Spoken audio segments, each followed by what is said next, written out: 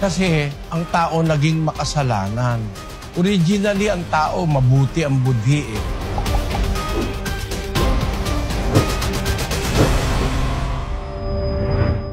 Ang mabuting puso, pinagsasanayan yon. Sabi ni Pablo, 24:16 ng gawa, na dahil nga rito'y lagi rin akong nagsasanay upang magkaroon ng isang budhing walang kapaslangan sa Diyos at sa mga tao. Kasi ang tao naging makasalanan. Originally, ang tao mabuti ang budhi eh. Napasama ni Satanas. Yung budhi ni Eva, yung isip ni Eva, napasama. 11:3 ng 2 Korinto. Ngunit ako'y natatakot, baka sa anumang paraan, kung paanong si Eva ay nadaya ng ahas sa kanyang katusuhan, ang inyong walang malay at malinis na mga pag-iisip na kay Kristo ay pasamain. Kakapagpasama ng isip ang dyablo. Como ang mga tao ngayon napapasama ng dyablo. Sabi ni Pablo, lagi akong nagsasanay. Ang ibig sabihin nung lagi nagsasanay, kasi napulyot na yung isip saka yung puso ng tao. Lagi akong nagsasanay na magkaroon ng isang budhi na walang kapaslangan sa Diyos at sa mga tao. Ibig sabihin, para magkaroon ka nun, pagsasanayan mo yon. It will be hard work. Isang gawaing hindi nakukuha sa isang araw o sa isang linggo o sa isang buwan. Yun ay pinagsasanayan, pinapractice na. Meron kang naramdaman na gusto mong mandaya, lalabanan mo yon. Pagsasanayan mo na hindi ka mandadaya. Ako kasi naranasan ko yun eh. Susuklian ka, sobra. Maisip mo ngayon, ay, hindi naman ako may kasalanan, sabi ni Satanas. Huwag mo na soli, hindi naman ikaw may kasalanan.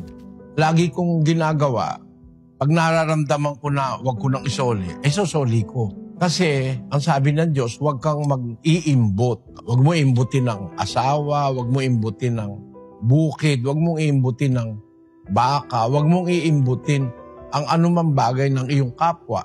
Sinuklian ka ng sobra, kanya yun eh. Huwag mo iimbutin, sosoli mo. Meron kang napulot, alam mo naman yung may-ari, sosoli mo. Kaya sabi naman ni Satanas, huwag mo na soli. Hindi mo naman ninakaw eh. Pero ang utos ng Diyos, isosoli mo. Kasi nasa mga palatuntunan ng Diyos nung una na, bawa yung isang baka na pulot mo, wala ikang may-aring humahanap, aalagaan mo yung baka. Pero pag dumating yung may-ari, sosoli mo. Yun ang utos ng Diyos. Ibig sabihin, inaalis ng Diyos sa atin yung pag-iimbot. Pag ganun ang ginawa mo, masasanay ka lagi. Masasanay kang gumagalang sa magulang mo. Hindi ka sumasagot ng pabarumbado. Masasanay kang mahal mo yung asawa mo. Masasanay kang hindi ka nang loloko ng nobyo at nobya mo.